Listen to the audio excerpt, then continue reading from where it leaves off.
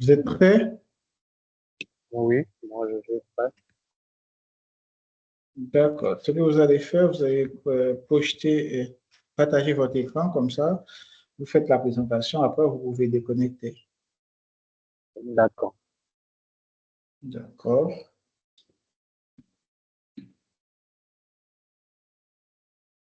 Si vous êtes prêts, je peux commencer, hein? Il faut partager votre écran déjà. D'accord.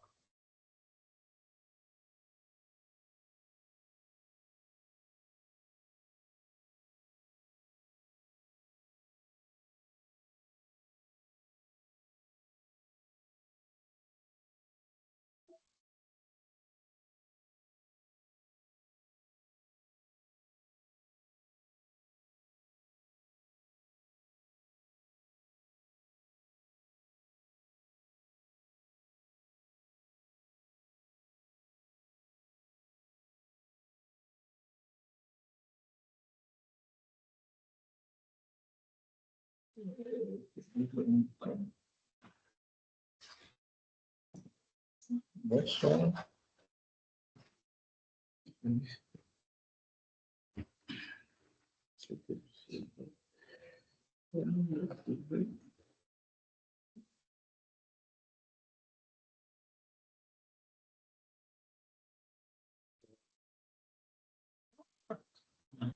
C'est bon, vous m'entendez? Je vous reçois, donc par contre, je n'arrive pas à le partager. Vous n'arrivez pas à partager votre écran? Oui, ça ne me donne pas la main, au fait. Quand je choisis tout l'écran, ça ne me donne pas la main pour, Ah bon? je ne sais pas si vous aviez coché un truc au niveau de... Ouais. Normalement, normalement, vous pouvez partager votre écran sans problème. Oui, la dernière fois, je l'ai Vous l'avez fait pas. la semaine dernière, non? Oui, oui, je pense que ça me donne pas la main de partager tout l'écran, mais par contre, ça me donne juste la main de choisir par onglet, au fait. Attendez. Par anglais? Ouais. Ah, mais oui, oui, oui, mais choisissez votre anglais, si vous l'avez. Comment c'est-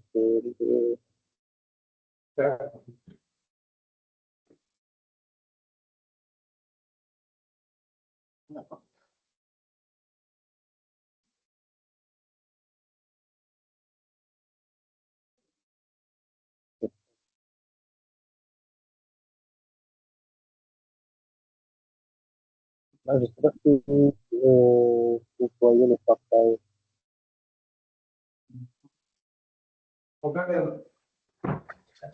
C'est bon? C'est bon maintenant, on voit votre écran. D'accord. Là, du coup, je vais lancer le Est-ce que form. vous avez un casque audio avec vous? Oui, j'ai un casque audio. Je Essayez le de... retire. Oui, parce que ça fait écho. Ah, Ouais. Là, vous me recevez? Là, c'est mieux. OK. Là, du coup, je lance le PowerPoint.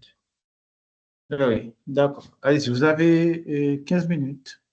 OK, c'est Vous pouvez, parti. vous pouvez prendre 10 si vous voulez, mais vous avez 15 minutes. D'accord? OK, ça marche. Bonjour à tous. Je ne sais pas si mes autres collègues me reçoivent. Ouais. Moi, c'est Aldo Gango. Je vais vous présenter le thème de ma thèse. Il s'agit de l'impact des politiques publiques sur le développement de la finance durable et c'est sous la direction de M. Wilson Labossière. En gros, pour le sommaire, je vous parlerai des objectifs de la recherche, des intérêts de la recherche, des motivations. Ensuite, je vous présenterai 3 articles dans la bibliographie parce que j'ai pas eu le temps de scinder tout ce qui est sources et académiques, scientifiques, professionnelles et autres. Ensuite, je vous parlerai des questions de recherche, de la méthodologie, de là où j'en suis et de ce qu'il me reste à faire. Pour les objectifs de la recherche, nous avons 4 points. En gros, il s'agit d'identifier les instruments publics qui favorisent le financement vert, c'est-à-dire tout ce qui concerne les réglementations, les incitations fiscales, les subventions, ainsi que des normes ESG. Ici, ESG, ce sont les normes environnementales, des normes sociales et les normes de la gouvernance. Ensuite, le deuxième objectif, c'est de mesurer l'effet de ces instruments sur le comportement des acteurs financiers, c'est-à-dire tout ce qui est banques, investisseurs et entreprises. Et le troisième point, en gros, la recherche a pour objectif de comparer l'efficacité de ces politiques dans différents contextes économiques ou géographiques.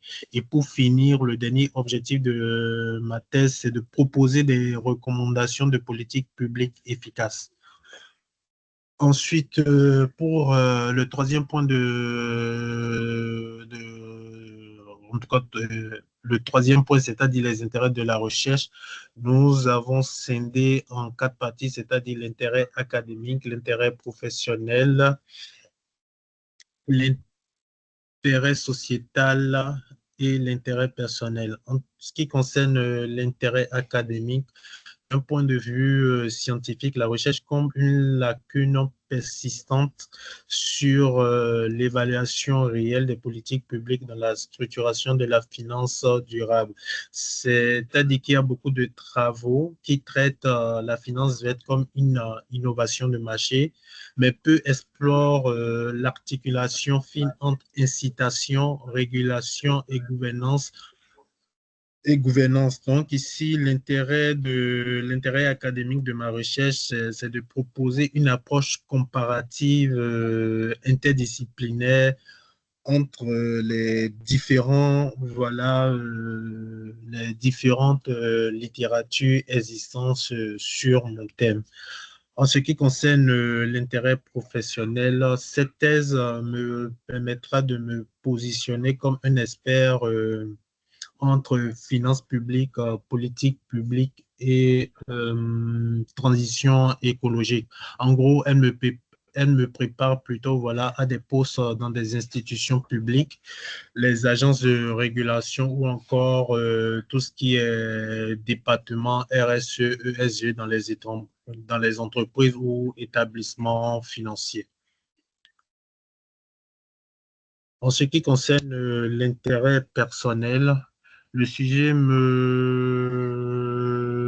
la thèse, voilà, elle incarne un équilibre entre réflexion théorique et engagement éthique. C'est-à-dire, en travaillant sur la finance durable dans un cadre rigoureux, je voudrais affirmer mes convictions écologiques de façon structurée, utile et crédible. En tout cas, cela me permet d'allier exigences intellectuelles et contribution dans un monde beaucoup plus je dirais, dans un monde beaucoup plus juste et équitable. En ce qui concerne l'intérêt sociétal, ma thèse s'inscrit pleinement dans les objectifs de développement durable, et notamment plutôt, je dirais, l'action pour le climat, les institutions efficaces et les partenariats pour les objectifs. En gros, la thèse ambitionne de formuler des recommandations ou des suggestions beaucoup plus concrètes pour améliorer la mobilisation des capitaux verts vers la transition écologique, tout en assurant justice sociale en tout cas, tout en assurant justice sociale et inclusion. Cela servirait, en tout cas, cela pourrait être un outil de guide de décision publique pour aider les décideurs politiques dans tout ce qui est transition écologique. Après, les motivations de la recherche. En gros, j'ai choisi d'explorer l'impact des politiques publiques sur la finance durable parce que je crois profondément que la transition écologique ne peut réussir sans une transformation des logiques financières orchestrées et soutenues par des stratégies publiques ambitieuses. Mon intérêt, voilà, pour la durabilité s'enracine dans ma formation en appliqué. J'ai choisi une spécialité transition politique transition écologique et politique publique, vous m'excusez. Surtout aussi dans ma volonté d'ancrer ma recherche dans des enjeux concrets à fort impact sociétal. Je veux contribuer à identifier les leviers politiques capables de réorienter durablement les flux financiers vers des trajectoires soutenables. En ce qui concerne la bibliographie, je dirais, voilà, bon, j'ai juste choisi 3 articles académiques et scientifiques. Le premier parle de leçons de la transition verte, politique, industrielle et financement. C'est une revue d'économie publique qui est sortie en 2022. Il y a environ, je dirais, 25 pages et cet article examine le rôle actif des politiques publiques dans la structuration des filières vertes en soulignant l'importance des politiques industrielles ciblées. Le deuxième article parle plutôt ou étudie voilà, les leviers politiques pour attirer les investisseurs institutionnels vers les infrastructures durables. Et le troisième, c'est plutôt un ouvrage de référence de Lafonte et de Tirole qui s'accentue sur la théorie des incitations particulièrement, en tout cas, l'ouvrage est particulièrement pertinent pour analyser les politiques publiques dans la finance durable.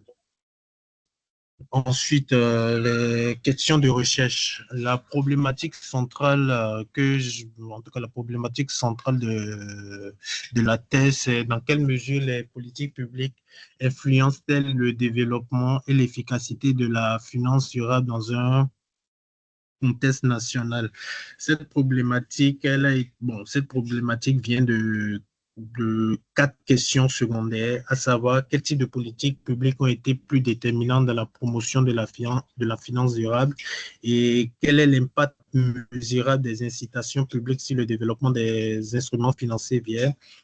La troisième question, c'est quelles sont les différences d'efficacité entre pays développés et pays émergents. Et la dernière question qui m'a permis de déterminer la problématique, c'est quelles recommandations peut-on tirer pour optimiser la coordination entre action publique et financement privé. La méthodologie, comme je vous l'avais dit, M. Wilson, je serai beaucoup plus une approche méthodologique mixte, c'est-à-dire à la fois quantitative et qualitative. Et les données à recueillir, c'est beaucoup plus des sources de données et des sources de données publiques, à savoir les rapports gouvernementaux, les réglementations, ainsi que les données financières. Là, j'irai beaucoup plus sur tout ce qui est OCDE, Union européenne, et la Banque centrale de la France. Et ensuite, j'aurai à faire des entretiens semi-directifs avec des responsables politiques, investisseurs et représentants des banques. Au niveau des avancées, je dirais que le plan de la thèse, elle est bien défini. Elle est bien définie plutôt, mais plutôt évolutif. Si je recueille plus de données et en fonction de l'analyse de ces données, je pourrais savoir si oui ou non il y a des choses à modifier ou pas. Ensuite, le cadre théorique, il est délimité, je dirais, dans le document que je vais vous envoyer. J'ai rajouté quelque part. Ensuite, la problématique, comme je l'ai annoncé plus tôt, elle est délimitée aussi, ainsi que la méthodologie. En ce qui concerne le terrain d'étude, je dirais qu'elle n'est pas encore délimitée dans la mesure où je n'ai pas encore contacté mon ancien responsable, là où j'avais dans l'association, le réseau des agences régionales de l'énergie et de l'environnement. Je devais la contacter pour qu'elle puisse me mettre en contact avec des décideurs publics et tout. Ensuite, je dirais que la rédaction, elle suit son cours. J'ai pu faire une première partie Vous allez voir ça dans le document que je vais vous envoyer. Et le guide d'entretien sera réalisé dans les prochaines semaines. Ce qu'il me reste à faire, je dirais qu'il faut que je revoie la revue de littérature, puisque là, je suis beaucoup plus sur des articles, je dirais, académiques et scientifiques. Je vais essayer aussi de voir tout ce qui est, comment vais-je dire, des rapports, des observations. Après le guide d'entretien, il me reste à réaliser le guide d'entretien, le questionnaire. Ensuite, à faire les entretiens, les enquêtes quantitatives. Après l'analyse et le traitement des données quantitatives et qualitatives, il me reste la rédaction des parties 2, 3 et 4. Et pour finir, l'élaboration des recommandations pratiques. Et après, essayer de revoir tout le document en entier. Je vous remercie pour votre attention et je suis soumis à vos différentes questions et suggestions. Merci. D'accord, OK. Alors, pour votre travail, alors, vous avez cité trois articles, vous avez dit trois références biographiques. La première Oui, référence, c'est un article. La deuxième la- n'est pas un article. La deuxième n'est pas un article, c'est un travail de l'OCDE. oui, oui, oui. Ouais. Je disais qu'elle étudie beaucoup plus les leviers politiques pour attirer les investisseurs institutionnels vers les infrastructures durables. Oui, effectivement, c'est une étude, au fait. D'accord. Alors, ça peut vous aider à faire un premier chapitre sur le contexte de votre thèse. Un J'ai chapitre pas, d'analyse. j'ai Un pas chapitre. compris. Ça peut t'aider à faire un premier chapitre sur le contexte général de votre thèse. D'accord? Oui, c'est beaucoup plus pour le cas théorique, je pense. Non, non, non. Les quatre théories, c'est un ensemble de théories. Ce ne sont pas des théories Oui, là. Quand je dis oui, quatre théories, c'est un ensemble de théories. Alors, pour quatre théories, il faut utiliser des articles scientifiques. D'accord? d'accord, d'accord, Oui, oui, ce sont les articles scientifiques qu'il faut utiliser pour le cadre théorique. d'accord. Mais par contre, et la référence à l'OCDE, c'est plutôt pour un cadre contextuel. Contexte. Ah, d'accord, d'accord, d'accord, Voilà. Ça, d'accord. c'est important de tout ce qui concerne la Oui, réglementation. je pense que je vais en parler dans la partie 2, puisque là, je parlerai beaucoup plus des politiques publiques et autres, je pense. Donc, je pense que je parlerai beaucoup plus de ça dans la partie 2. Hum. D'accord. Alors, ça, c'est ça qu'il faut faire. Mais après, bon, votre plan, vous avez délimité. Bon, j'espère que c'est délimité. Euh, pour, Je peux vous envoyer le document, hein, si vous voulez. Pour les cas Attendez. théoriques, c'est encore trop tôt pour dire qu'il s'est délimité. Parce que les cas théoriques, ça se construit au fur et à mesure. D'accord? Ça se D'accord. construit au fur et à mesure que vous avancez. Il faut travailler. Alors, qu'est-ce que vous allez faire dans les prochains jours? C'est vrai, vous avez. Dans les prochains jours, j'avoue, là, nous sommes en juillet. Je me disais, parce que comme je l'ai dit tout à l'heure dans ma présentation, je dois contacter, j'ai oublié le nom de la dame, là. Madame Nadège, voilà. Je dois la contacter et elle, souvent, elle a sa période de vacances, je dirais début juillet. Donc, je dois la contacter et elle me dira quand est-ce que je pourrais me déplacer sur Dijon pour que je puisse rencontrer, voilà, quelques acteurs décisionnels et tout. Et ensuite, à partir de cet instant, je vais commencer la réalisation du guide d'entretien et tout, et si possible, réaliser 2 ou 3 semi-entretiens avec ces personnes qu'elle me fera rencontrer. Et continuer aussi beaucoup plus dans la revue de littérature. J'avoue que vous nous aviez demandé de lister des articles, mais j'ai juste lu 4 à 5 articles. Donc, continuer beaucoup plus aussi dans la revue de littérature. D'accord. OK, ça, c'est important. Et pour votre guide d'entretien, n'oubliez pas de m'envoyer pour que je puisse jeter un coup d'œil. D'accord. D'accord. C'est important. Alors, vous comptez aller aussi interviewer les élus en Île-de-France, par exemple, les élus du groupe Europe Écologie des Verts. Je vais le noter. Un instant. Parce que votre sujet, ça concerne le développement durable, hein, l'écologie. Oui, oui. Vous avez dit les élus de... J'ai pas bien entendu. De l'Europe Écologie des Verts. Ok, Europe. Europe Oui, Écologie des Verts. effectivement. Ouais, donc, bon, peut-être la patronne, Marine Tondelier, elle est à Paris, son bureau est à Paris. Ou bien, il y a, comment elle s'appelle cette dame-là? Ah, j'oublie souvent son nom. Mais bon, elle est une élue qui parle beaucoup. Sandrine Rousseau, voilà. Sandrine Rousseau. Sandrine Oussou, Oui, oui, Sandrine Rousseau. Ouais. c'est une béninoise? Non, non, non, non. C'est une élue française. Ah, d'accord. OK. Bon, alors, j'espère que vous allez avancer. Et ce n'est pas parce qu'on arrête les cours que tout est arrêté. Il faut travailler. Vous m'envoyez tout ce que vous faites. Vous m'envoyez. Et n'hésitez pas, vous avez déjà mon téléphone, n'hésitez pas à envoyer un SMS si vous voyez que D'accord. je... D'accord? D'accord. OK. Et puis, bon, oh, c'est bon pour nous. Et puis, vous aurez le compte rendu au courant de la semaine. J'envoierai tout à Yohan. D'accord? D'accord.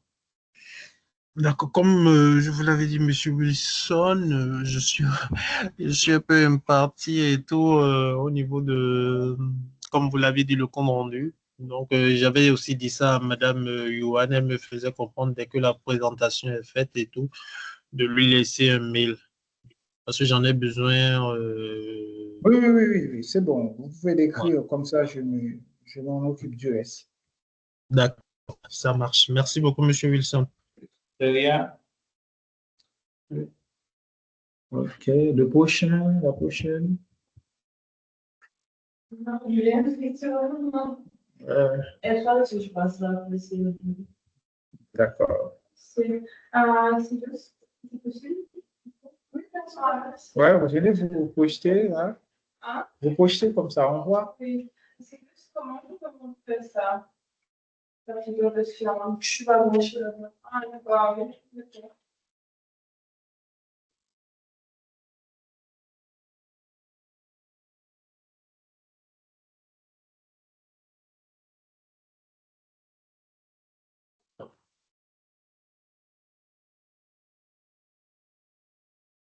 On peut brancher où? Je sais. Ah bon, d'accord. Ah, j'ai le câble. Oui.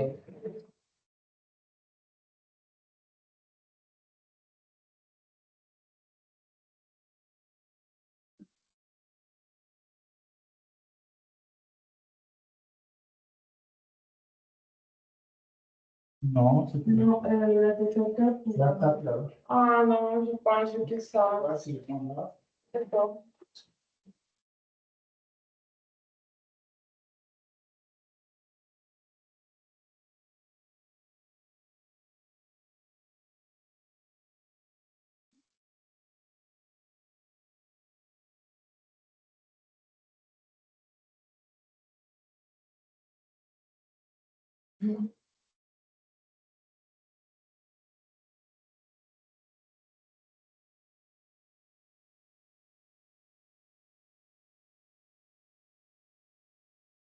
C'est Je sais pas. mhm.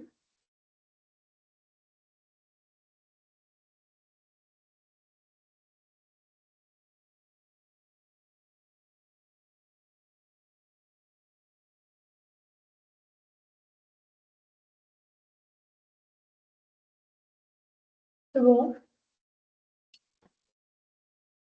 Il faut projeter maintenant.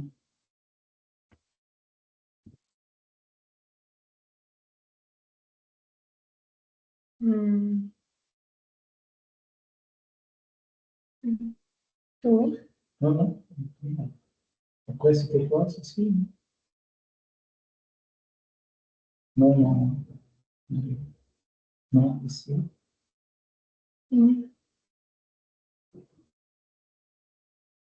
Non, accueil. Je ne vois pas. Attendez. Il est. Oui. Tout. Ah, ici. Ça, ici. Je l'avais dit tout à l'heure.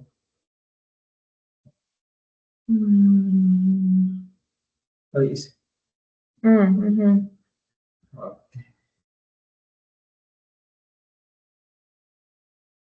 Ok, c'est bon. Ok. Vous avez... allez, vous avez 15 minutes. Merci. Bonjour. Aujourd'hui, je vous présente ma recherche sur le marketing des marques de luxe dans l'industrie de la mode, en me concentrant sur l'influence des facteurs émotionnels et culturels sur la perception des marques.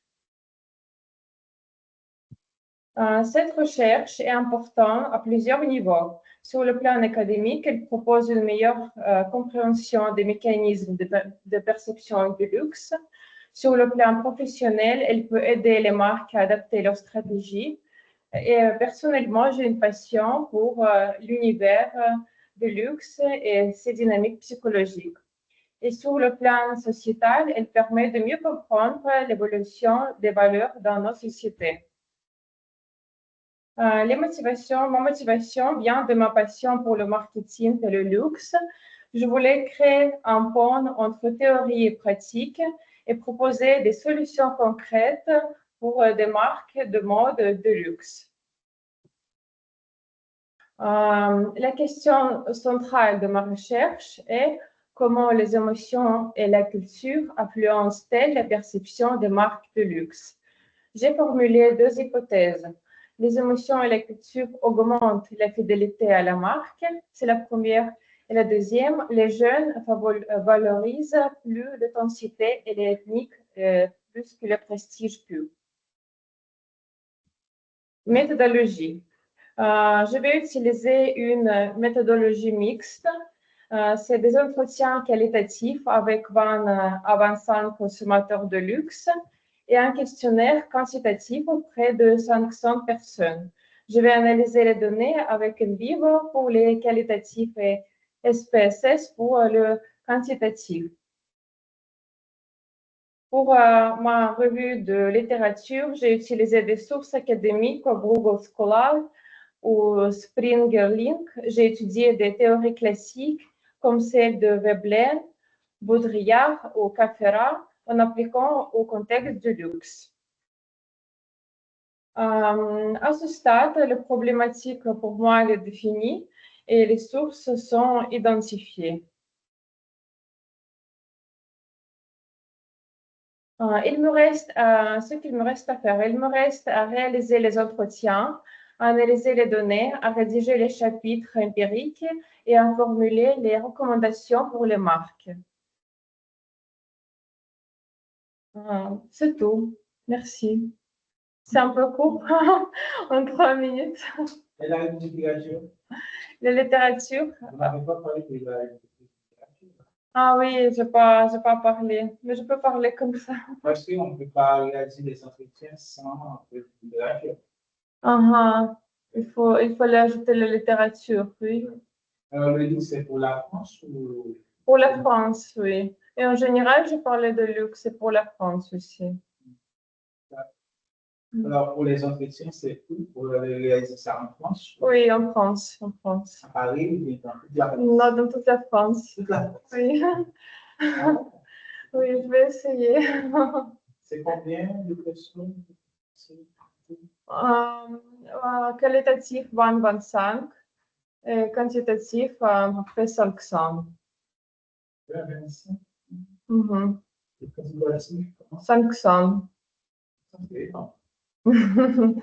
Oui. Je vais essayer. Parce que le problème, c'est que quand on va traiter ces données-là, pour traiter 20 à 25 entretiens qualitatifs, 21 ans, on va décider in vivo.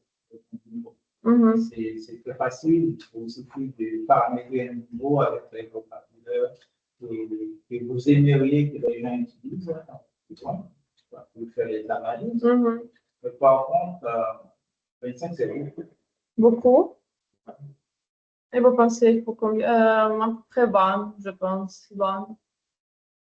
Et ça, c'est une chose. Et puis, pour la vie qualitative, il y aura 500 données. On ne peut pas faire seulement, on ne peut pas utiliser seulement SPSS, il faut utiliser aussi Argus pour faire la régression des équations sexuelles. Vous allez faire des équations sexuelles parce que c'est important. Avec 500 données, c'est Après, sauf si vous utilisez un autre logiciel, il y a un autre logiciel qui s'appelle SPLS, Smart PLS, que vous pouvez utiliser pour faire les équations sexuelles. C'est les équations sexuelles, quand on a trop de données, trop volume de données, il faut bien préparer les données. Ça va prendre du temps. Et la première chose à faire, c'est d'aller pour laquelle. La revue de la revue de la littérature, j'ai utilisé Capfera, Belben. Après, j'ai utilisé Baudrillard de la littérature.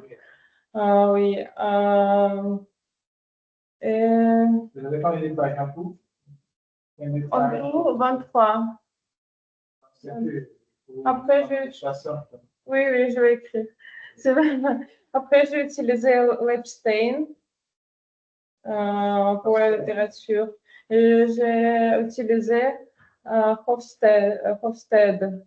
Ah oui, c'est aussi concerne la culture. Oui. C'est important de comprendre les comportements sociaux. C'est la Hofstede. Oui, il parle que pour tous les pays, c'est différent. Et tous les marques de luxe expriment autre chose pour chaque pays. Par exemple, pour France, autre chose, et pour Asie, c'est autre chose. Et j'ai utilisé ça, oui. Comme ça, c'est comment les gens, quel mode de présentation que les gens ont par rapport à eux aussi. Ce qui est mis sous quelqu'un, peut-être, on va voir les Africains, c'est beaucoup plus, quand on va le luxe, on voit les grosses voitures très chères. Plutôt pour les Européens, on va voir les grandes marques de parfum. Oui. Les sacs, vous voyez, c'est un peu différent. C'est un peu différent, oui. Oui, pour regarder des pays, par exemple, c'est les maisons. Absolument. Oui, c'est comme ça. Et puis, on va voir les Anglais, c'est plutôt les vêtements. Les Suisses, ce sont les montres. Les montres, oui. C'est différent. C'est différent d'un pays à l'autre. Là, c'est avec Hofstede, c'est le comportement. Là, je crois que vous avez parlé aussi des effets du Veblen aussi. Oui, Veblen explique que les gens consomment des produits de luxe pour montrer la richesse, le statut. Mais chaque auteur, ils ont des points communs, je pense. Ils parlent différemment, mais ils ont des traits communs de produits. C'est important.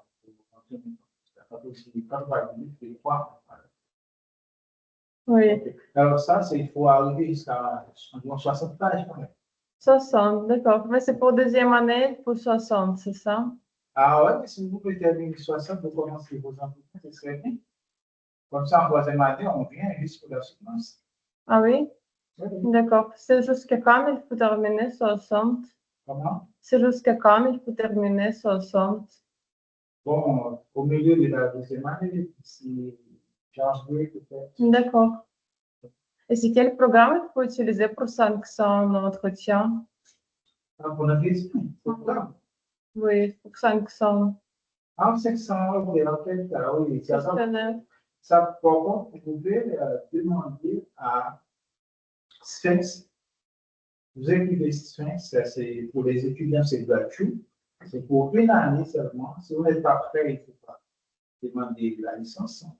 Et quand vous êtes prêt, vous demandez la licence pour une année. Vous aurez la licence et vous utilisez Sphinx pendant une année gratuitement. Vous pouvez construire votre questionnaire avec Sphinx, vous diffusez avec Sphinx, et puis vous traitez les données directement. Je trouve que c'est plus rapide, c'est facile. D'accord. Comme ça, vous faites des croisements, et puis ça vous donne les débits, les garanties. Vous avez tout avec Sphinx. D'accord, Sphinx. Merci. Ça, vous pouvez utiliser Sphinx et après, vous pouvez continuer à utiliser SPSS aussi. Vous connaissez SPSS? Vous avez déjà utilisé? J'ai vu, oui. Et quel niveau vous avez déjà utilisé? J'ai vu, mais je n'ai pas utilisé. Je vais essayer maintenant. Oui. Alors, il y a deux disciplines qui passent dans le niveau. Il y a le research aussi. Un niveau, c'est payant, c'est pas gratuit. C'est de trouver des logiciels qui sont plutôt premium, qui donnent l'opportunité aux étudiants d'utiliser un certain nombre de modules. Peut-être on n'a pas accès à tous les modules. Là, on peut télécharger un certain nombre de modules qui travaillent comme le research, qui permet de faire ce travail. D'accord. Alors, c'est ça. Après, tout à l'heure, vous avez mentionné Springer et Google Scholar. Oui, oui, j'ai utilisé ces sources. OK. Bon. Alors, là, OK, d'accord. Mais pour l'étude des branchés, il faut utiliser Zerfi. Je n'ai pas compris. L'étude des branchés, c'est Zerfi qu'il faut utiliser pour faire les diagnostics. Le premier chapitre, c'est un diagnostic. Vous faites un diagnostic. Oui, j'ai fait sur ma thèse, je fais un modèle. Parce que vous m'avez dit qu'il faut faire, je fais un modèle, je fais un diagnostic. Le diagnostic, oui. J'ai envoyé, oui. J'ai pris les différentes théories et j'ai fait le modèle. D'accord. Pour ma thèse. On peut regarder. Si vous voulez, je peux vous montrer. Non. Oui. C'est pas sûr que ça va s'afficher. C'est ça que je fais. Ça j'ai revu de littérature que j'ai écrit ici. J'ai utilisé Veblen, Baudrillard, Caffera, Lepstein, Bernard Durbois, Claire Pétorneau. Voilà. Et ici, la théorie du marketing et perception des marques de luxe. J'ai cité les théories de plusieurs auteurs et je fais la description. Et ici, je fais mon modèle. On va voir. Mécanisme de formation de comportement des consommateurs de marques de luxe. Donc, je fais mon modèle appuyant sur les théories de chaque auteur. OK. OK, bon, je vais regarder ça sur la maison, comme ça, je vais voir.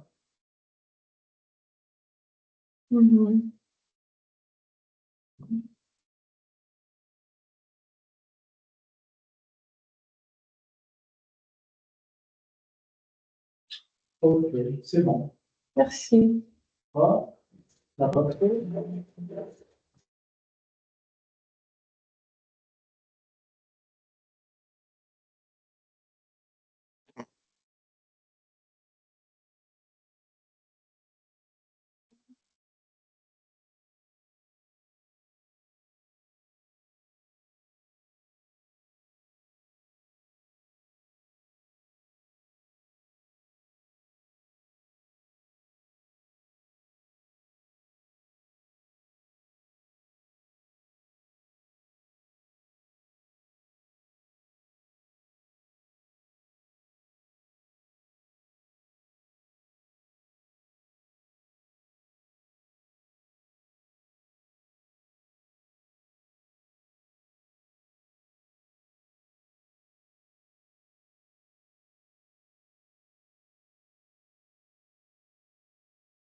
Il y a une question, là, je pose une question.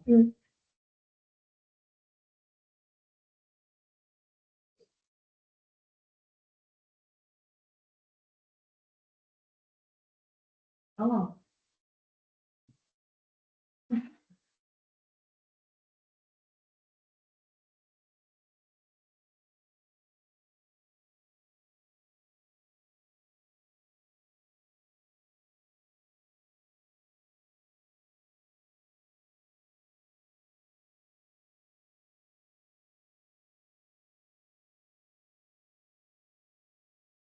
Allez, vous êtes prêts? Ouais. Merci. Merci. Bonjour, bonjour tout le monde, bonjour monsieur. Je suis Elia Koboma. Je suis là aujourd'hui pour vous parler brièvement de l'avancée de mon sujet qui a pour titre la transformation des RH à l'ère numérique. Donc, on va aborder les enjeux de l'intelligence artificielle et le travail aidé pour la fidélisation des talents sous la direction de monsieur Wilson Labossière. Donc, je vais vous parler un peu des objectifs de la recherche, des intérêts de la recherche, les motivations concernant cette recherche, le travail bibliographique qu'il y a derrière, les questions de recherche, la méthodologie, les avancées et ce qu'il me reste à faire. En ce qui concerne les objectifs de la recherche, donc les principaux objectifs, dans un premier temps, c'est d'expliquer comment est-ce que les entreprises intègrent l'intelligence artificielle et le travail aidé dans leur pratique RH, identifier les impacts de cette intégration sur la fidélisation et l'engagement des talents, comprendre les défis éthiques organisationnels, les défis organisationnels, sociaux liés à l'usage de nouvelles technologies qui sont mises en place aujourd'hui, comparer les pratiques entre différents secteurs d'activité et types d'entreprises, à savoir les startups, PME multinationales, et enfin proposer des recommandations stratégiques adéquates.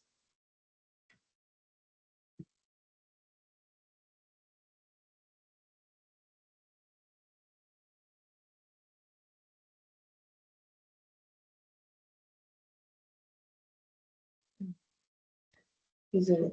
En ce qui concerne les intérêts de la recherche, donc, d'un point de vue académique, le but étant d'enrichir la littérature sur la transformation numérique des ressources humaines en croisant deux dynamiques majeures, à savoir l'intelligence artificielle et le travail hybride. Sur le plan professionnel, c'est pour aider les dirigeants et les managers à adopter les outils technologiques tout en maintenant l'engagement et la cohésion des équipes. Sur le plan personnel, c'est d'approfondir le sujet en lien avec mes expériences professionnelles et les compétences acquises, ainsi que mes aspirations à accompagner cette recherche. Et sur le plan sociétal, c'est pour contribuer à une réflexion sur les conditions de travail à l'ère numérique et aux enjeux de bien-être, d'inclusion et d'équité. En ce qui concerne les motivations de la recherche, donc le but pour réaliser cette TBA, le but derrière est de lier mes compétences RH avec mon sens de l'innovation et la transformation des organisations, car j'ai fait une formation en direction des entreprises et sachant que c'est un sujet qui me passionne depuis que j'ai commencé ma première année, c'est la continuité de cette recherche-là, et étant donné que je fais la thèse aujourd'hui, donc je vais rassembler toutes ces informations-là pour compléter et approfondir également avec de nouvelles données, et de comprendre également comment est-ce que les entreprises s'adaptent à l'évolution rapide du travail et des technologies, et accompagner également demain les décideurs RH dans des transformations éthiques, humaines et responsables. En ce qui concerne les sources, aujourd'hui, je suis en phase je suis encore dans les débuts. Notamment, je vais me solliciter également M. Wilson pour m'aider également, car je suis un peu mitigée sur les sources. Donc, déjà, pour un début, ce qui m'a permis de rédiger le Word en avant, c'était, j'ai fait des points sur les articles scientifiques, notamment sur Khan. J'ai visualisé un peu les thèses sur l'intelligence artificielle par des doctorants, et j'ai partagé également des revues spécialisées. J'ai vu également des études de cas, des rapports d'entreprise, notamment Deloitte et McKinsey, qui m'a permis de faire un peu des études de cas et des études de synthèse avant. Et sur les sources scientifiques, donc, c'est notamment la continuité des recherches sur l'intelligence artificielle, le travail hybride. Donc, comme je disais, j'ai visualisé HBR, il y en a plein, monsieur, on verra également sur le web, Psychomart, Kern et Google Scholar. En ce qui concerne ma problématique est la suivante. Comment les entreprises peuvent-elles intégrer efficacement l'intelligence artificielle et le travail hybride dans leurs pratiques RH pour fidéliser, engager et développer leurs talents tout en répondant aux défis organisationnels, éthiques et sociaux qui imposent la transformation digitale? Pour les questions secondaires, j'en ai cité quelques-unes, mais j'en ai mis que deux ici pour vous. Donc, la première question secondaire, c'est comment est-ce que l'intelligence artificielle peut-elle être utilisée de manière éthique pour améliorer l'expérience collaborateur, notamment à savoir le recrutement et la gestion des compétences? La deuxième question, c'est comment aligner les transformations RH sur des objectifs de développement durable et de responsabilité sociale, communément dit la RSE. Pour les hypothèses, la première est l'IA optimise les processus RH mais nécessite une gouvernance éthique et le travail hybride augmente la flexibilité mais affaiblit la culture d'entreprise sans stratégie adaptée. En ce qui concerne la méthodologie, donc pour le courant de l'étude, aujourd'hui, je n'ai pas encore d'idée là-dessus, mais au vu de ce que j'ai eu à rédiger jusque-là, je me dirais qu'elle est beaucoup plus constructive. Et j'en saurai en deuxième année et également en troisième année. Au niveau de l'approche de l'étude, je dirais qu'elle est plutôt inductive, car elle implique des données. En ce qui concerne la démarche de l'étude, j'ai opté pour les questionnaires. Et pour la population d'études, donc, je cible les professionnels RH en France et quelques pays en Afrique ciblés, notamment en République centrafricaine, le Gabon et le Cameroun. Pour la méthodologie, le contexte est terrain, donc enquête ou entretien enquête. Et le mode d'échantillonnage, donc les secteurs d'activité, pour un début, monsieur me dira si je me perds ou pas. Je vois ceux qui sont dans les ESN type intelligence artificielle, ceux qui sont plus dans des banques de services et ceux qui œuvrent également dans les banques finances. Pour la taille des entreprises, donc c'est les startups donc inférieures à 50 salariés, les PME entre 50 et 200 et les multinationales supérieures à 250. Et pour la fonction, c'est les RH, les managers et les employés. Pour le recrutement des cibles à enquêter, pour l'instant, je vois si je peux diffuser le questionnaire, par exemple, sur mon réseau professionnel, donc notamment sur LinkedIn, et faire également du démarchage physique, notamment aller dans les entreprises que je connais en France ici pour leur soumettre également les questionnaires. Et pour la spécificité du secteur, pour l'instant, c'est notamment ce que je l'avais dit en avant.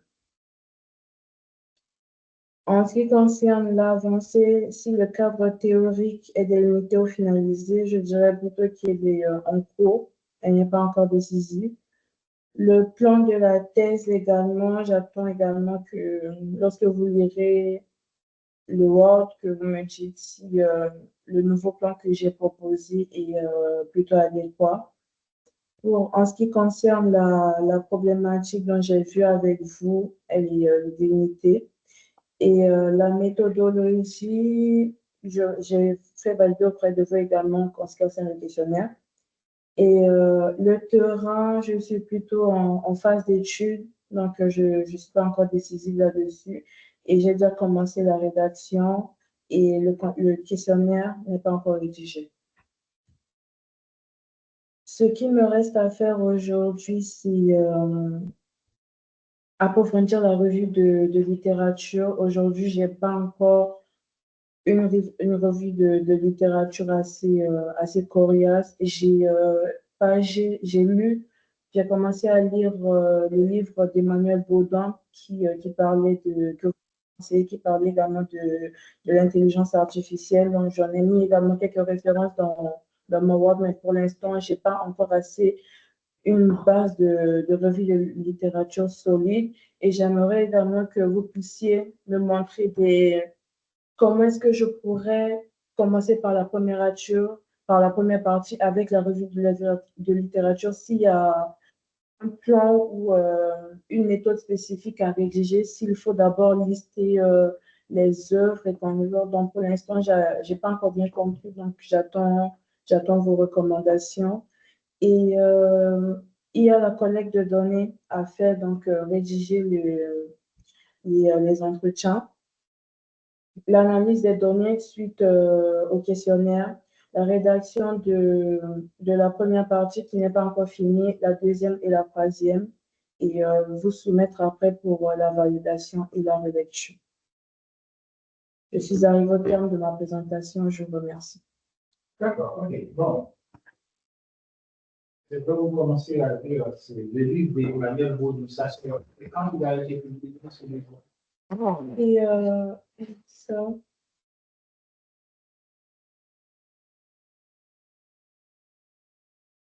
En quelle année? 2019, février 2019. Ah, c'est 5 ans. Ok. D'accord. Vous l'avez acheté ou bien vous l'avez vu sur Internet? Non, j'ai pris l'extrait. Il faisait 100 pages. Le livre en soi, c'est 224. Oui, je pense que c'est parce que à l'époque, Mais je voulais l'acheter, mais j'attendais d'abord que le vous. lien n'est pas assez. Mm. Par exemple, il y a d'autres dames à la professeure de CNAM. Je vous ai donné son nom, non? Oui, Elle, au moins, elle est dans l'action. C'est son boulot. Emmanuel Baudin, lui, c'est un enseignant-chercheur, seulement dans l'enseignement de la Corinne Boja. Ah non, c'est pas Corinne Boja, c'est l'autre. Cécile Dejoux. Oui, c'est ça. Elle est dans l'action. C'est son travail, elle est dans l'action. Voilà, c'est juste qu'elle est responsable d'une chaire au CNAM, mais elle est dans l'action. Elle accompagne les entreprises. Ça, elle est plus pratique. Alors, c'est plutôt belle, là, dessus, pour comprendre cette tendance-là, et surtout, elle est sur le terrain, elle est en contact avec les gens. Et après, si vous allez consulter son podcast. Oui, j'ai commencé à. Ah oui, j'ai mis sur mon téléphone. Oui, c'est ça. Que vous m'avez conseillé. Alors, ça, c'est important. Ça vous donne des courage. C'est que sous domaine, les RH, parce que c'est son domaine. D'accord. Et puis, bon, Corinne Boja, c'est pour voir comment ça s'oriente maintenant. Parce que elle, c'est sur les tendances, non? Contrairement à Emmanuel Baudin. Ok. C'est une personne qui passe toute sa vie à faire des recherches. Donc, Emmanuel, il est plus ancien que nouveau, c'est ça? Non, c'est pas le son de l'ancien. 2019, c'est ancien. Okay. Chacun a connu. Ce qu'on faisait au mois de juin, au mois de décembre, là, on fait un message. C'est tout qui bouge. Alors, ça, c'est une chose par rapport aux humaines. Ah oui, alors pour le cas théorique que vous allez travailler, essayez de citer Madame Boujard, parce que c'est important. D'accord. Des articles. Ok. C'est je ne sais pas comment, si vous avez des alertes, créez des alertes ici. Des alertes sur Google, comme ça vous permet de faire au courant de tout ce qui se passe. Voilà, alors c'est ça, oui. J'ai vu sur les sous-questions. Alors, la première sous-question n'est pas une sous-question, c'est tellement long, là, c'est une. Vous ne pouvez pas citer un peu ça. Vous pouvez scinder cette sous-question en 3 sous-questions. Je vois comment arriver à fin à la fin, on voit c'est tellement. La solution sur le service, on pose une question de pas chercher à. Mais là, vous demandez à la personne qui va entendre cette question, donc vous ne pouvez pas répondre directement. Ouais. Ça, c'est trop long. Pareil pour la deuxième, c'est plus long, même vous l'avez vraiment vu. C'est de voir ça. Vous verrez la première question comme ça, la première suggestion comme ça. Question secondaire. Question secondaire. Question secondaire, oui. Comment l'IA peut être utilisée de manière utile Ça, c'est la première partie. Et deuxième partie, encore. pour améliorer l'expérience collaborateur? Comment l'IA peut améliorer l'expérience? Vous voyez? Non. C'est la deuxième question.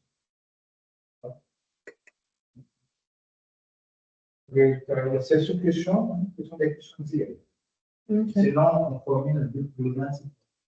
D'accord. Ok, alors. Ok, bon, je pense que tout ça. J'ai aussi, enfin, sur le wall, vous allez voir un peu où j'en suis également. Et, actuellement, 22. 22. Oui. Il faut qu'on arrive à 60. D'accord, il n'y a pas de souci. Bon, Je vous laisse lire. Oui. D'accord, il n'y a pas de souci. Après, comme c'est une thèse professionnelle, la partie diagnostic, il faut faire. Oui. Parler de la réglementation, il y a des types, comme vous avez mentionné, le mot type, qui dit la loi de l'Union européenne par rapport à ça. Oui. Ça, c'est important. Et puis, ça, c'est ça. Et puis, les politiques publiques en matière de l'IA, c'est important. Et pour le diagnostic, par exemple, je reste général ou je cite, par exemple, une entreprise pour faire le diagnostic. Non, non. C'est peut-être un cas pratique, vous citez des entreprises, peut-être à la fin du diagnostic, vous faites un cas pratique, vous citez des exemples d'entreprises. D'accord. Par exemple, sur le plan écologique, il y a produit. Il y a produit beaucoup. Oui. Ça, c'est important, il faut répondre ça, il faut parler de ça. Ok. Ça, il faut que les assises. Voilà. C'est important. Oui. Et puis, dans l'IA, on peut parler ici, par exemple, des gens qui peuvent trafiquer dans les données. Personnes. Oui. C'est important. Voilà. D'accord. Quoi d'autre? Mais bon, pour moi, c'est ça, pour moi, c'est le diagnostic. Ça ne faut pas passer. Pour mieux mener ce diagnostic, il faut faire l'analyse spéciale. Oui. Là, il faut peut-être, il ne faut pas être directement spécial, mais il faut voir, il faut essayer de voir l'analyse, peut-être commencer par l'analyse macroéconomique. Là, on va voir le pouvoir public, qu'est-ce que le pouvoir public dit par rapport à ça, et quel impact sur la société ça c'est de socio-culturel, et puis par rapport à l'écologie, son positionnement par rapport à l'écologie. Ça, c'est important. Et puis les technologies, là, tu as une idée contre les technologies, on va voir quel type de technologie, est-ce que c'est deep learning, est-ce que c'est PNL, ça, etc. Cette technologie, il faut voir les dessins. D'accord? Ok. J'ai parlé un peu, j'ai fait un peu le test. Bah, je vous laisse lire, comme ça vous me dites. J'ai mis le test également dans le Word que je vous envoie. Ok.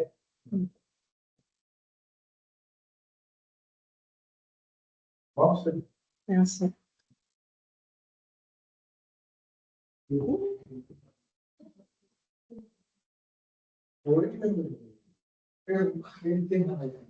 Au pire, je peux te prêter le loin à côté chez lui. Alors, bon. Ah oui, elle est toujours d'abord, on va terminer. Attendez, hop. Alors, hop.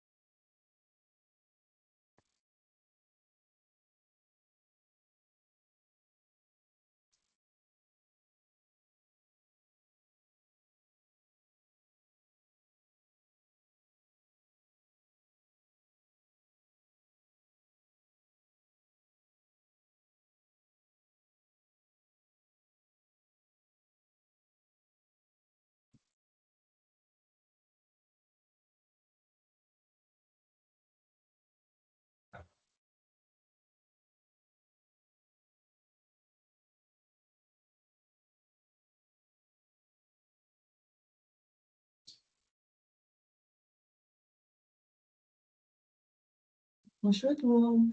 Bonjour monsieur. Je vais vous présenter mon sujet sur les modèles commerciaux et les mécanismes de marché des jeux automés, le cas de la Chine. Problématique sera comment les entreprises de jeux automés peuvent-elles créer des modèles commerciaux et des mécanismes de marché uniques par la construction d'émotions virtuelles et les opérations de propriété intellectuelle. Les mots-clés sont jeux automés, jeux féminins, émotions virtuelles, achat in-game, achat intégré, fidélité des consommateurs, propriété intellectuelle et collaboration des marques.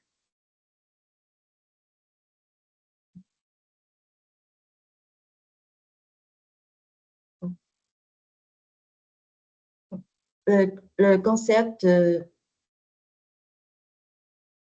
Automne, c'est ça, le concept automne. Le mot automé vient du mot japonais otome. Il signifie des jeunes filles. Donc, les jeux automés sont des jeux de romance interactifs conçus spécifiquement pour les joueuses. Les joueuses incarnent généralement une protagoniste féminine et développent au fil de l'intrigue une relation romantique avec un ou plusieurs personnages masculins non joueurs. Et les jeux automés se distinguent des jeux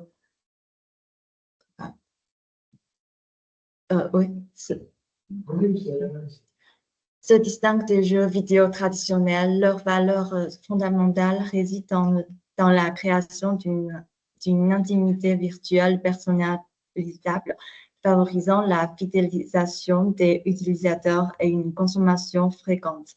Ce modèle économique qui place l'émotion au corps de produit offre un cas idéal pour étudier l'intersection entre consommation culturelle, psychologique de l'utilisateur et opération commerciale.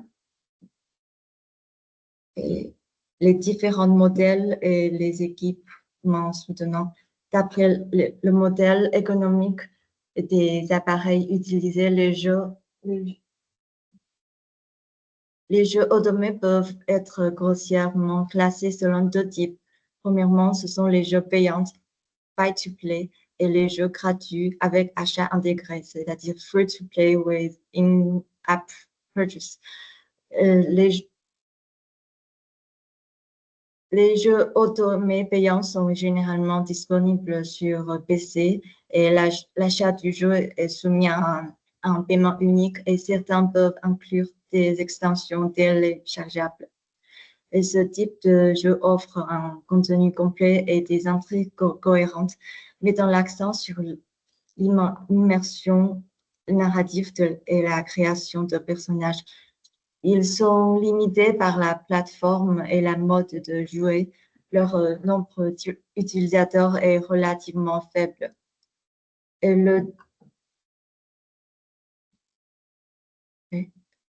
le deuxième modèle de jeu est des jeux gratuits avec achat intégré. Il s'agit du modèle économique dominant des jeux automés chinois à l'heure actuelle, principalement sur appareils mobiles, tablettes ou téléphones portables. Les joueuses peuvent télécharger l'application gratuitement et faire des achats dedans. Les achats intégrés comprennent l'achat des ressources et monnaies dans le jeu, le tirage des cartes de personnages, l'achat de costumes, l'acquisition des interactions, etc., formant ainsi un mécanisme de consommation continue.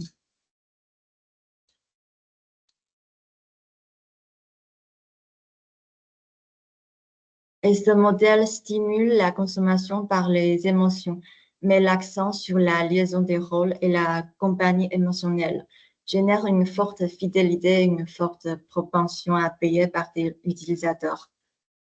Cette fidélité et propension à payer constituent les principales sources de valeur commerciale des jeux automés.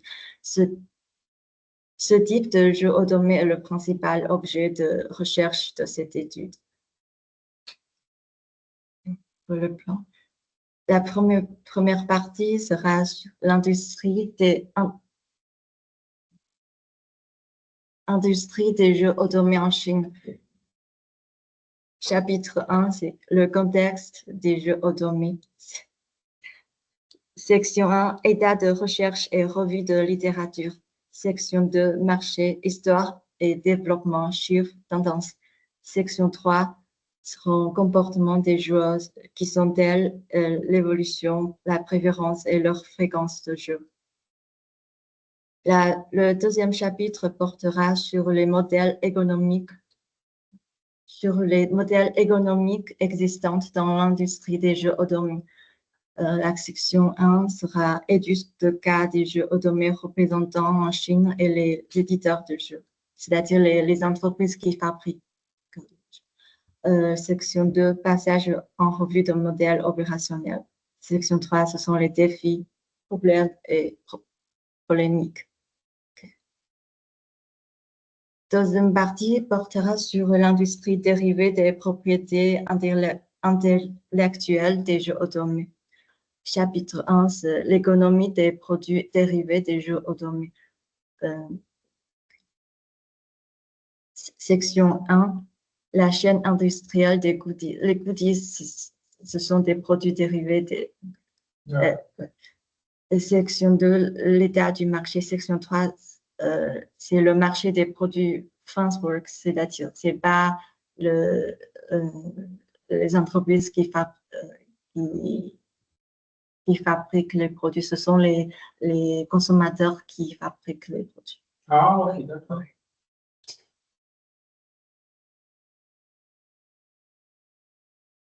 Et chapitre 2 sera les coopérations et les collaborations intersectorielles.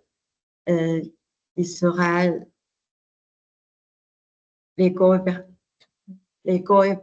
coopérations culturelles et les collaborations commerciales. Et la troisième partie portera sur la perspective du développement. Ensuite, c'est une petite histoire des jeux. En 2017, Paper Games publie Love and Producer, qui est le premier grand jeu automé en Chine et qui a été le premier grand succès des jeux automés en Chine. Et en 2020, MiHoYo publie le jeu Tears of Demis et Tencent publie Light and Night et NetEase Games publie Love Rush Chronicles. Et en 2024, NetEase Games publie Beyond the World et Paper Games publie le premier jeu automé 3 dimensions Love and Deep Space, qui a enregistré de bons résultats dès son premier mois de lancement. Et ces 6 jeux automés sont actuellement des jeux automés représentant en Chine. Et cette étude sera basée sur ces 6 cas représentants. Ensuite, le succès des jeux stimule souvent la demande de produits dérivés liés à la propriété intellectuelle des jeux, tels que les badges, les cartes postales, les sacs, des poupées, des bannières, des éventails, etc. Et selon le classement des transactions de marque de Tmall, double 11 en 2024, le Paper Games flagship store occupe la place top 2 sur les 2 listes et les boutiques officielles telles que Beyond the World et Love Rush Chronicles se sont également classées dans le top 20 des 2 listes, et avec un volume de transactions dépasse de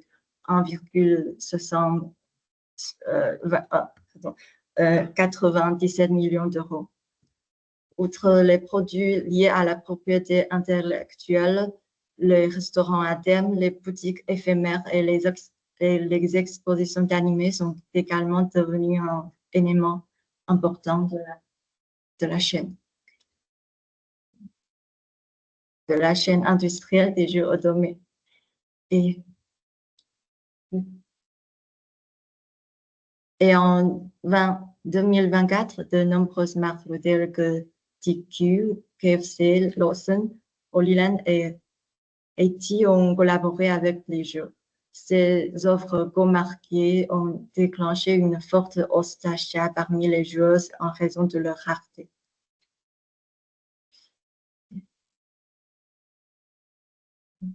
Et pour les recherches, les premières recherches des jeux automés viennent des chercheurs japonais qui sont principalement concentrés sur les jeux automés eux-mêmes, y compris les catégories et les composants des jeux.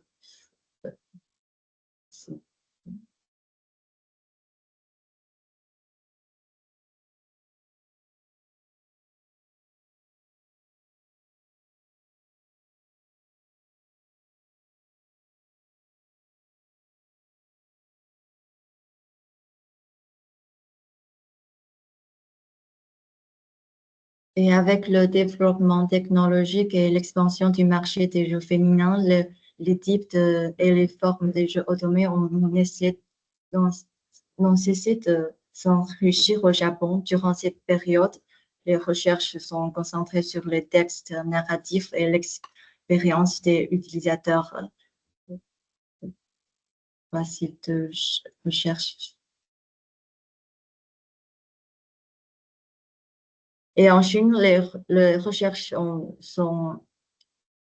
débuté en 2018, c'est-à-dire après la sortie, la sortie de Love and Producer. Elles sont principalement en deux aspects, la recherche sociologique et la recherche de marché et de l'industrie. Et depuis 2024, les jeux automés sont devenus plus populaires et ont atteint de nouveaux sommets dans l'industrie. Certaines sociétés de valeurs mobilières ont également publié des rapports sectoriels sur les jeux automés et sur l'industrie dérivée. La bibliographie, pour les sources et les données, il y a des... ce sont pour les données, c'est-à-dire on peut voir, on va avoir les achats réels des différentes applications. On peut voir comment dans une durée de temps et les chiffres augmentent ou développent.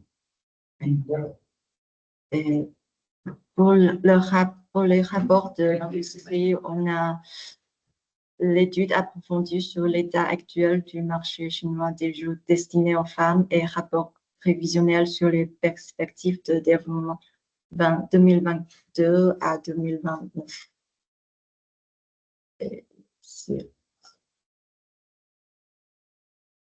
Et voici les rapports.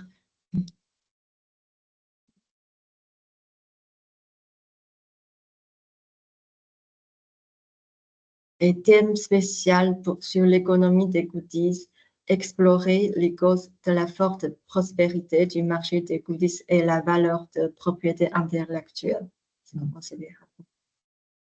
Et pour les études, on a étude de l'interaction émotionnelle des joueuses, des jeux automés,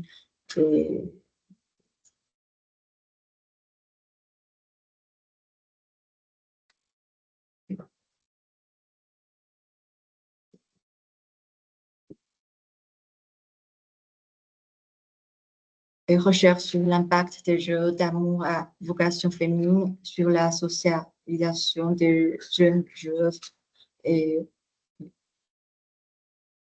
aussi, on a le 3e anniversaire de Love and Producer, comment construire la chaîne industrielle de propriété intellectuelle des meilleurs jeux autonomes. Et puis, l'expérience des achats de jeux automés, une étude observationnelle basée sur le jeu Love and Producer. Okay. Ici, on a aussi un...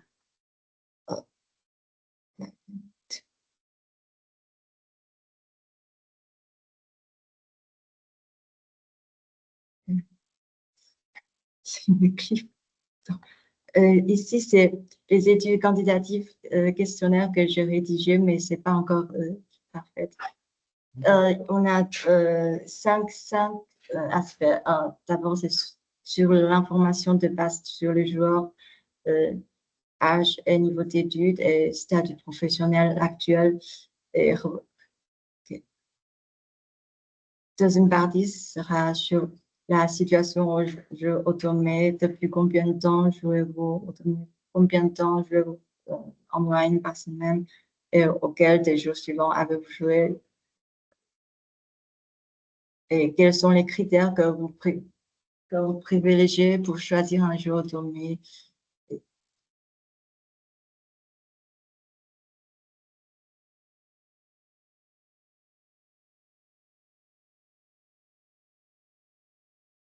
Et la troisième aspect sera sur l'action des achats. Avez-vous déjà rechargé ou payé pour des jeux automés? Et si oui, quel est le montant moyen que vous pensez pour des jeux automés par mois? Et il manque une question. Quel est le montant total que vous avez payé depuis que vous commencez à jouer le jeu? À quoi dépensez-vous le plus d'argent? Pour dire. Le montant, on peut mettre 0 aussi, 0 loin, non? Oui, ici on a, avez-vous déjà rechargé payé si on a le nom? Oui.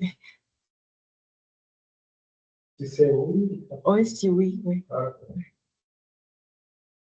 Okay. À quoi dépensez-vous le plus d'argent pour tirage des cartes ou pour une carte de passe mensuelle?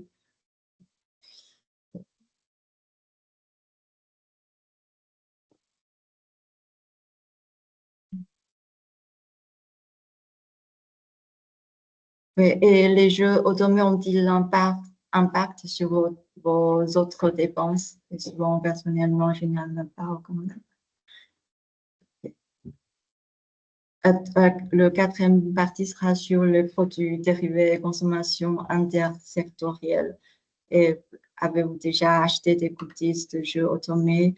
À quelle fréquence achetez-vous des goodies? Et quel type de goodies achetez-vous? Et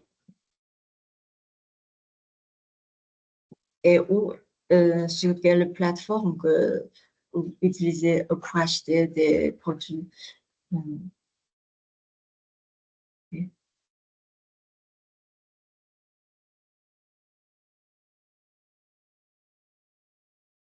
Avez-vous déjà acheté des produits d'autres marques qui sont encore par coopération de jeux automés? Pour lesquelles marques suivantes avez-vous acheté des produits consommés? Il y a quelques remarques. FC, Miniso, Mart, coopération régionale.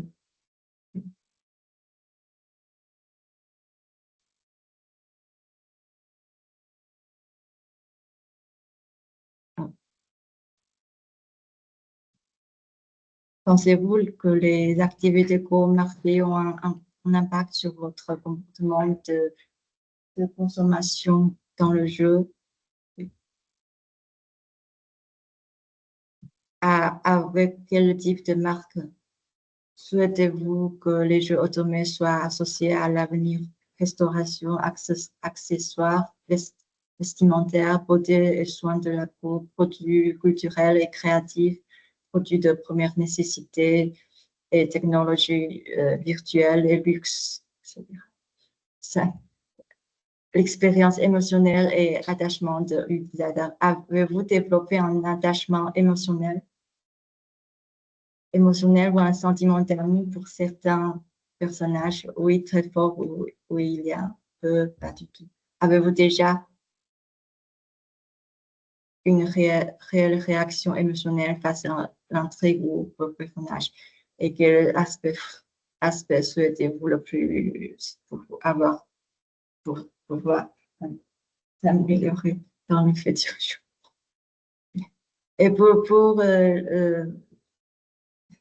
les études qualitatives, les questions de l'interview, je n'ai pas encore rédigé.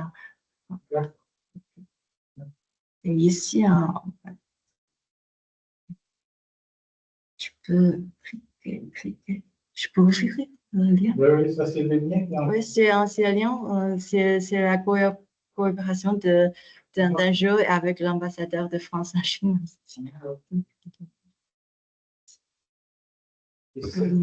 framework. Voilà.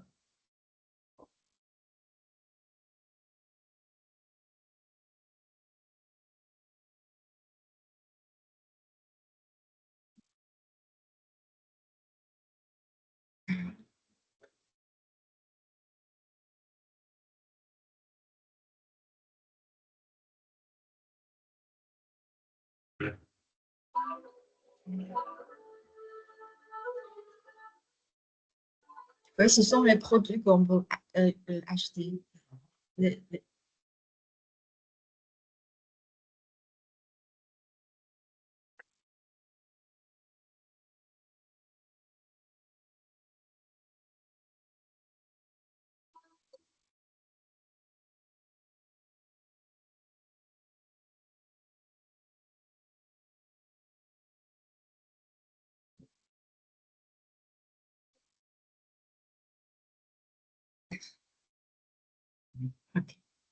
Donc, pour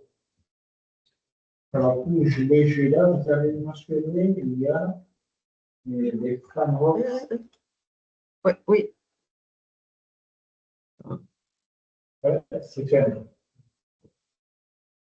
Les frameworks, ce sont les gens qui participent dans la création des jeux. Non, c'est pas dans la création des jeux, c'est dans la création des produits dérivés des jeux. Ah, donc, qui suggèrent, Ouais. font l'acquisition. D'accord, ok, c'est pour cela que vous avez parlé de plusieurs fois de parlé de l'axe. Ok. Alors, pour les jeux gratuits, il y a beaucoup de publicité, j'imagine. Oui. Les jeux payants n'ont pas de publicité. Pardon. Pour les jeux payants, les joueurs, ils n'ont pas de publicité qui affiche sur le jeu, non? Je n'ai pas très bien compris. S'il y a de la pub, La pub, oui. oui. Il y a des pubs partout. Sur les jeux payants, est-ce qu'il y a toujours de la pub sur payant? Je paye sur les jeux.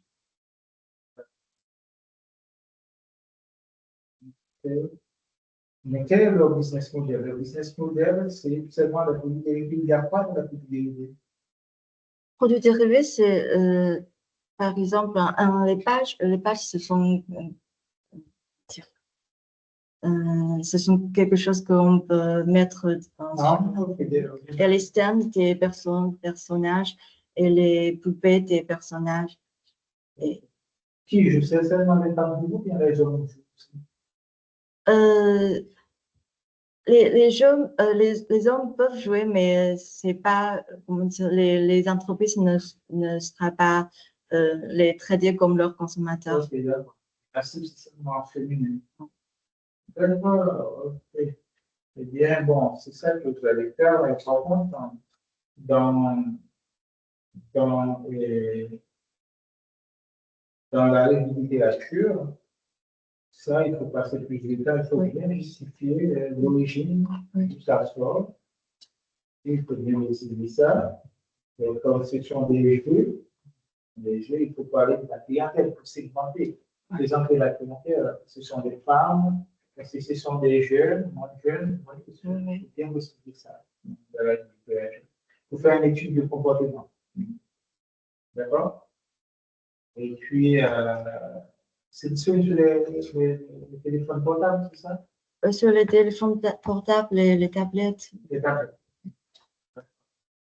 Sur iOS et Android. D'accord. Ça, il faut justifier ça. Il faut parler de ça. D'accord. Pas d'autre. Combien de joueurs qui jouent maintenant en Chine? C'est beaucoup. Il faut trouver cette information. Il faut chercher. D'accord? Il faut chercher, il faut donner le nom du joueur qui joue. C'est important. Ça, c'est important. Et puis leur âge aussi, leur tranche d'âge. À partir de quel âge on est autorisé à jouer ce jeu? En Chine, c'est à partir de 18 ans. Voilà, je veux ça veut dire. Et les joueurs qui jouent beaucoup, ils gagnent quoi? Il y a quoi quand on gagne? Une satisfaction émotionnelle. Ah, que ça?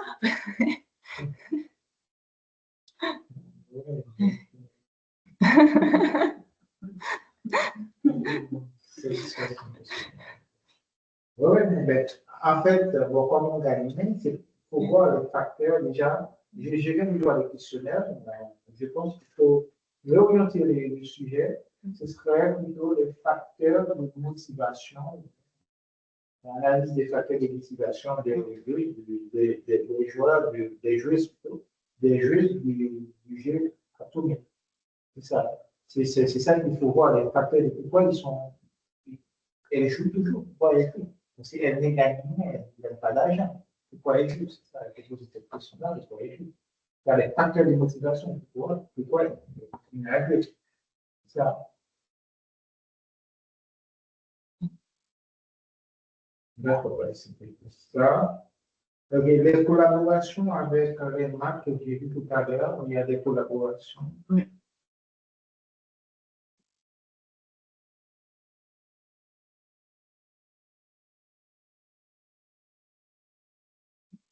Oui, voilà, oui, marque KFC, tout ça. Il y a quoi là-dedans? Il y a quoi? Pour ces marques-là, ils donnent quoi? Il y a quoi? Ils donnent des nourritures et des produits Si les joueurs gagnent, ils vont donner, ils peuvent avoir un coupon de réduction pour aller à KFC. c'est pour acheter. Pour aller à KFC. Et KFC, pour eux, ça fait la publicité de KFC. OK. Ça, il faut voir. Tout ça fait partie de l'organisation de KFC. Oui. Ouais. OK. Bon. Vous avez dit qu'il y a combien de pages rédigées? Déjà, Combien de pages? 10 pages. Ah, 10 pages. On va aller jusqu'à 60. On va aller jusqu'à 60. D'accord? Alors ça, il faut tout écrire. Vous allez lire votre plan pour faire une analyse des études de comportement des consommateurs, pour caractériser ce profil des consommateurs. Et voilà. Il faut savoir où les habits, est-ce que c'est en ville, on parle c'est en ville, c'est en ville, en ville, c'est en ville. Et puis, à quelle fréquence ils utilisent, hein? Pourquoi ils utilisent? Oui, oui, c'est dans le questionnaire. Oui, bah oui, le questionnaire, ça c'est pour l'étude pratique, mais aussi il y a l'étude théorique pour voir qu'est-ce qu'ils ont dit dans la théorie. Parce que les questionnaires est là pour confirmer ce qu'on a lu dans la littérature. Ce qu'on a lu dans la littérature, c'est grave, c'est une chose, mais c'est ce qui se passe sur les terrains, c'est voilà. Et puis, les produits dérivés, il faut utiliser des différents types de produits dérivés, il faut les préciser. D'accord? Il faut les préciser. Comme ce sont les femmes, il faut des noms de femmes. Et voilà. Ok, bon. Alors, pour les questionnaires, les sommes des questions que vous avez posées, il faut que le questionnaire soit déjà justifié par la revue de littérature. Pour cela, il faut faire la revue de littérature. D'accord? C'est bon, vous avez des questions? C'est bon? Merci. Je veux dire que je fais pour la présentation. J'ai mis sur la présentation et là au niveau de la littérature. Ok, bon, oui. C'est noté, je pense. Oui, c'est la c'est la dissatisfaction. Dissatisfaction, appréciation plutôt. Bon, j'envoie tout, peut-être la semaine prochaine, j'envoie Voilà, ça, cette semaine, c'est vrai, si j'y perds. Vous parlez là.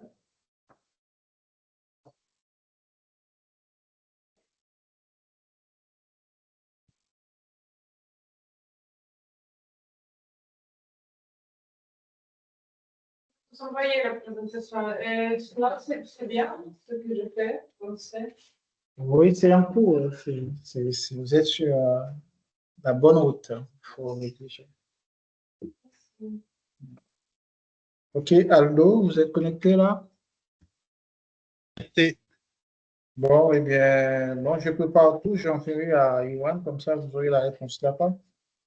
D'accord, ça marche. Donc, on termine là et puis on se dit à bientôt. N'hésitez pas à m'appeler ou bien à m'envoyer un SMS au cas où. D'accord, ça marche. Merci beaucoup, Monsieur Wilson. OK, rien, bonne soirée. Bonne soirée, au revoir. Au revoir.